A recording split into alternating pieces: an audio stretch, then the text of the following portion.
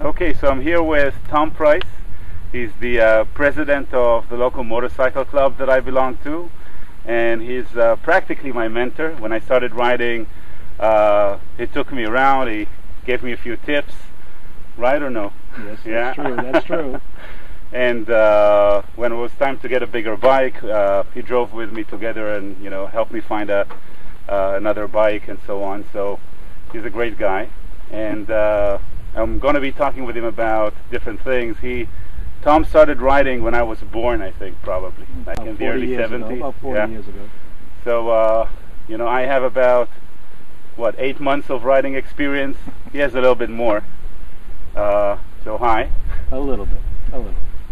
And first wanted to ask you about that time when you started to ride.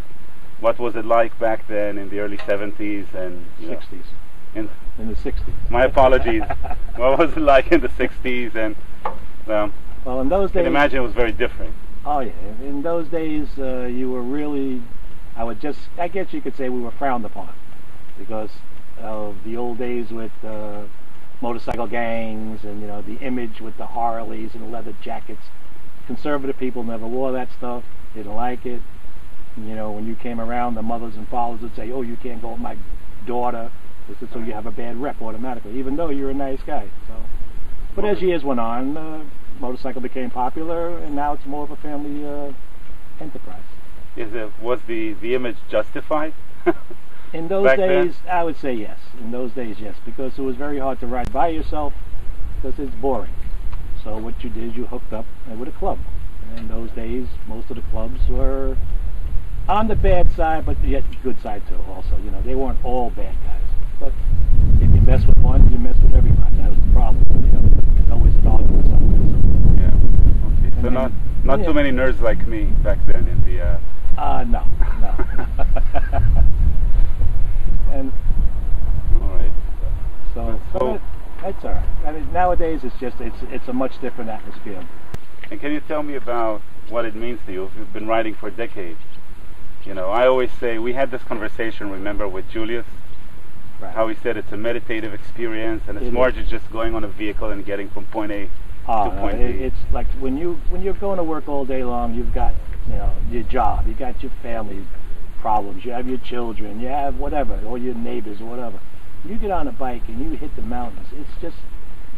It's like you're going into a meditation, like he says, and you zone out all that other bad stuff, and you just ride through the mountains, taking it easy, and all your cares go away, like they say. And I love it. I love it. You get aggravated, best thing to do is jump on your bike in the morning, whatever, and just take a ride for an hour, and you'll see. You come back.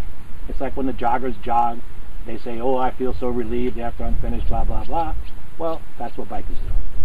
What does your family think about it? Oh, your wife? My wife loves it. And she's like, you know, you're stressed out? Take a ride.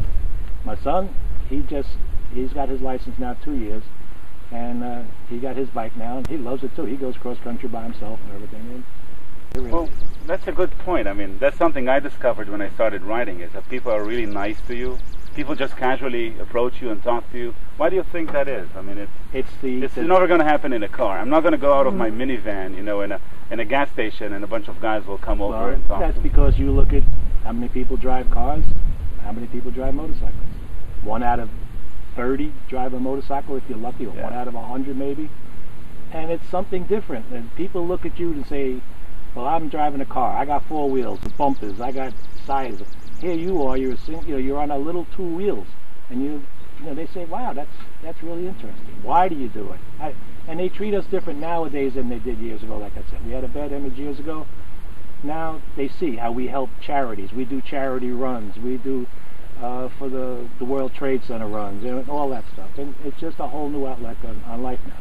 Yeah. And bikers are appreciated now because we have, I can't tell you, the club that I'm going to join now, Southern Cruises, this year alone, they've donated over $1 million to St. Jude's charity. Wow. So, I mean, they do charity runs, and that's how it is. And that's what biking now is, more of a charity thing, a social. Gangs, of course, you're going to have gangs, but that you can't help.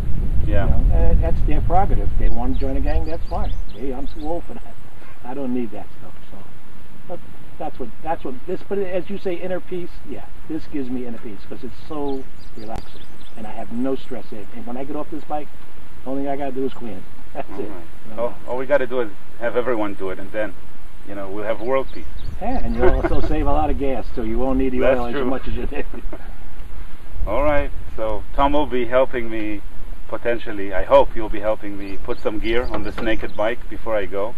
Which I can't go like that. Which you need to be put on. Yeah, so we may see him again. I hope so. All right, thanks. It's been a pleasure.